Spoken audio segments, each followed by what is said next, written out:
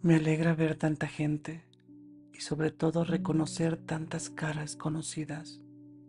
Quiero comenzar esta presentación pidiendo disculpas en nombre del lenguaje, ese mediador torpe que se interpondrá entre nosotros, impidiendo que nos entendamos más allá de las palabras. En 1922, con prólogo de Bertrand Russell, apareció el Tractus Lógico-Philosophicus de Wittgenstein. El Tractus es, entre muchas cosas, una disección de los límites del lenguaje y de la comprensión humana. Wittgenstein sostiene que el lenguaje solo puede describir los hechos del mundo, aquellos que pueden mostrarse mediante proposiciones lógicas. Todo lo que queda fuera de esa estructura, la ética, la estética, lo místico, lo metafísico, no puede decirse, solo puede mostrarse o experimentarse. Por eso su frase más célebre se volvió mi favorita. De lo que no se puede hablar, mejor es callar. Wittgenstein no niega el poder del lenguaje, lo delimita. Podemos describir cómo es el mundo, pero no podemos expresar con palabras lo que trasciende la descripción. Cuando intentamos hacerlo, cuando queremos explicar el sentido de la vida, el dolor, el amor o la experiencia de lo sagrado, el lenguaje se quiebra, se vuelve tautología, ruido o silencio. La comunicación humana es siempre imperfecta. Jamás podremos ser comprendidos del todo, porque el lenguaje nunca alcanza a contener la totalidad de lo que somos o sentimos. En Amor Fati juro que traté de ser lo más clara posible, pero también soy consciente de que antes de mí existieron muchísimos filósofos infinitamente más inteligentes. Lo único que tengo en común con los grandes pensadores es una cosa: las dudas. No me resulta cómodo hablar de mí, pero creo necesario hacerlo, al menos para evitarles perder el tiempo en una charla con una loca que presenta un libro del que ni ella misma sabe con exactitud de qué se trata. Mi nombre es Regina Torino, aunque en un pasado lejano me llamé de otro modo. Trabajo como bibliotecaria para el estado de Montana en Estados Unidos.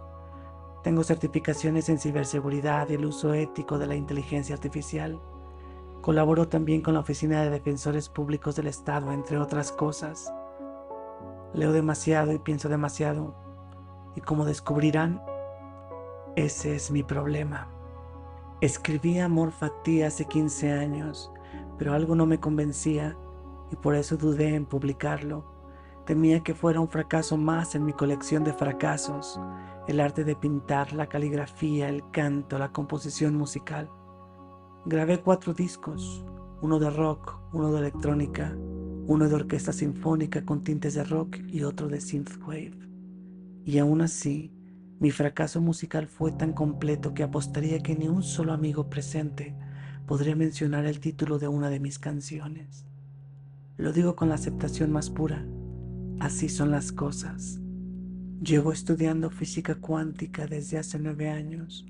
Comencé mi maestría hace 2 y decidí no completarla.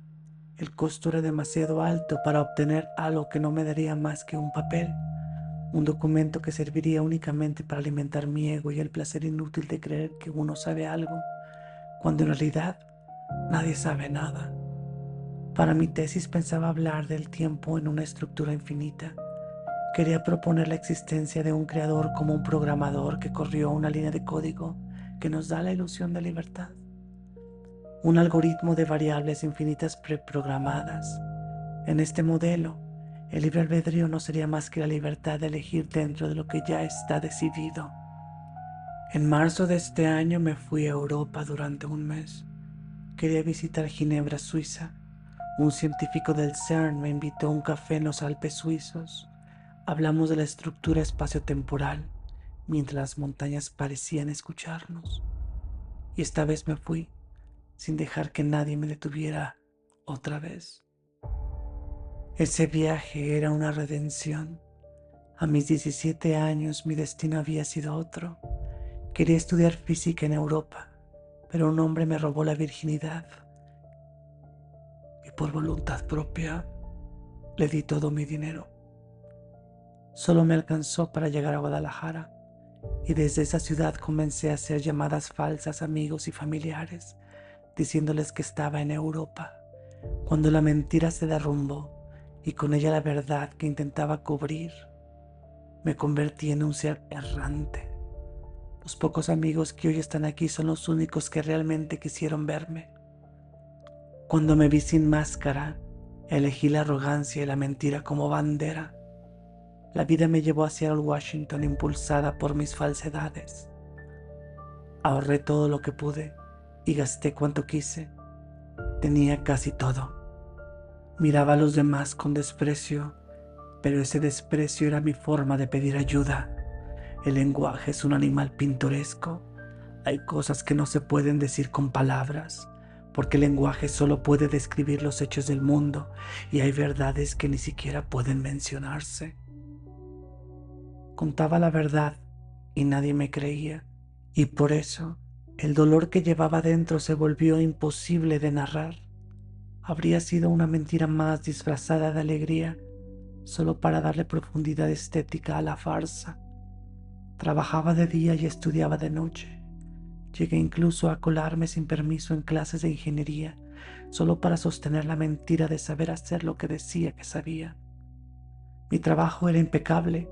A los 6 meses me aumentaron el sueldo, pero mis empleados me odiaban, no por ser mexicana, ni porque supieran la verdad de lo que realmente importaba. Me odiaban porque su jefe era un maricón antes de su transición.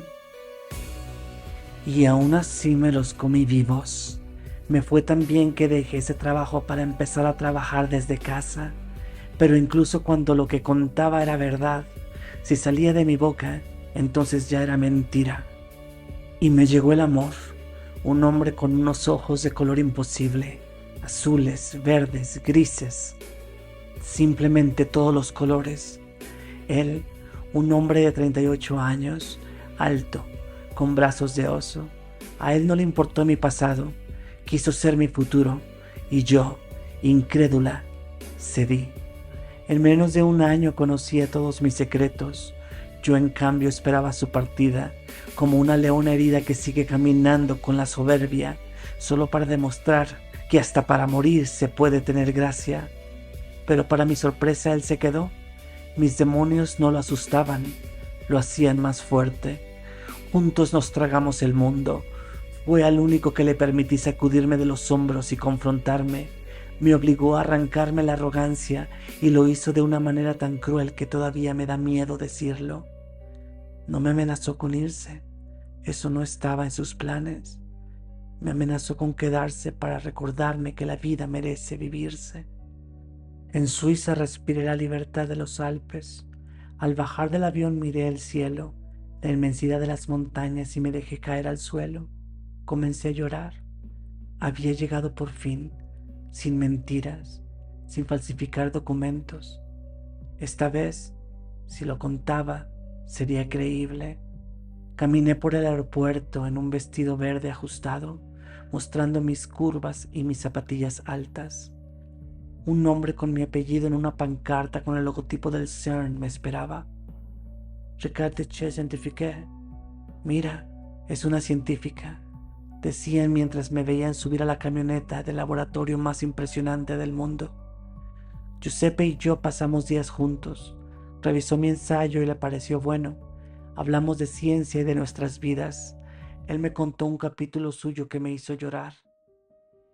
De niño, en Italia, mientras su familia comía, él miraba por la ventana los árboles moverse y se perdía en sus pensamientos, abandonando a todos los presentes en el plano físico. Lloré porque yo hacía lo mismo en Colima. Miraba los árboles de mango y me iba lejos, hasta que mis hermanas o mi madre me pedían volver. Dicen que eso lo hacen los genios, pero yo no me considero una. Quizás más bien una distraída con vocación suicida. Por mis aires de científica haría un experimento. Observarme desde afuera mientras me pierdo en mis propios pensamientos. Yo no sé qué pasaba a mi alrededor cuando eso ocurría. El mundo seguía y yo desaparecía dentro de mí. A mis amigos de preparatoria y secundaria, los pocos que hoy están aquí, les pregunto, ¿miento si digo que me la pasaba escribiendo? ¿No es por eso que recuerdan mi letra? Pero díganme, ¿qué escribía? Ecuaciones matemáticas que me afirmaran la existencia de Dios.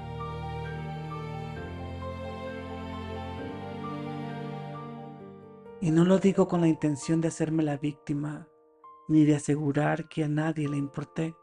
Al contrario, gracias por haberme dado la libertad de ser yo en mi propio mundo. ¿Qué tengo yo en común con ustedes? Nada. ¿No era acaso yo un raro en mi propio mundo? A muchos de ustedes los usé para sostener mi necesidad de pertenencia.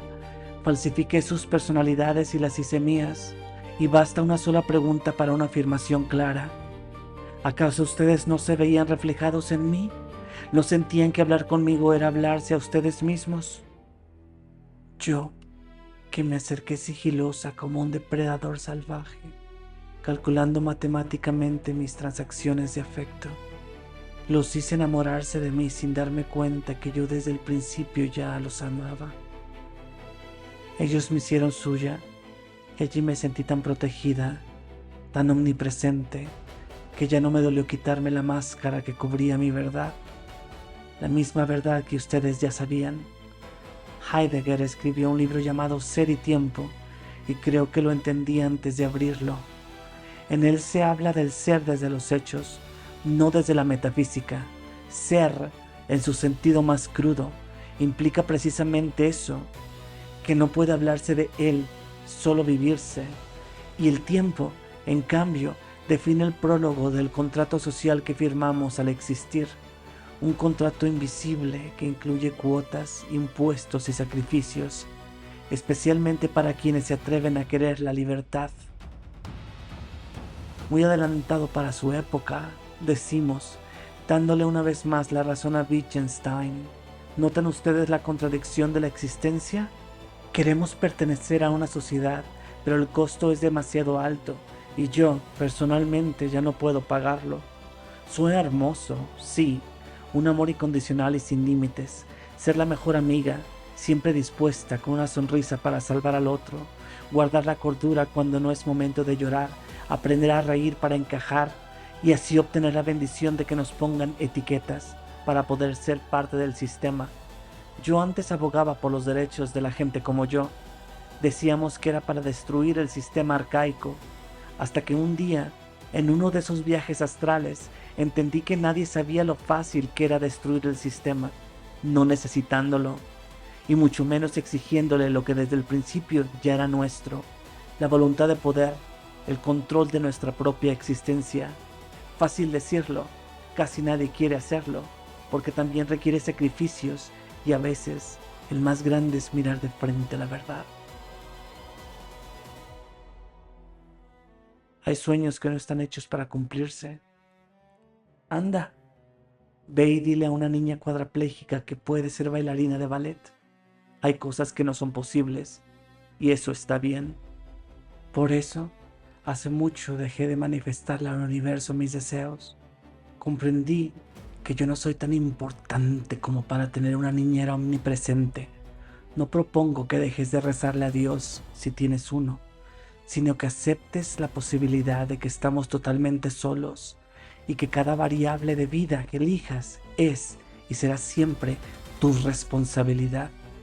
Giuseppe y yo teníamos algo en común, la pregunta: ¿qué sentido tiene la vida? Nunca fue mi intención caer en el nihilismo, pero lo hice. Al ver mi teoría y mis ecuaciones corregidas por él con un margen de error del 3%, me pregunté de nuevo qué sentido tenía todo. Esa misma noche tomé un tren a Milán.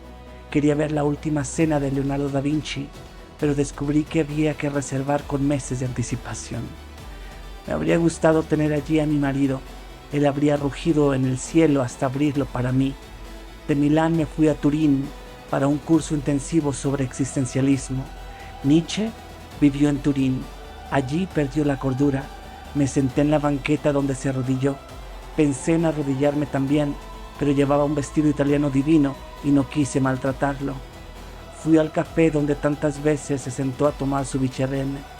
Allí empecé a leer mi primera versión de Amor Fati. Quiero volver, me dije, sin darme cuenta que apenas acababa de llegar.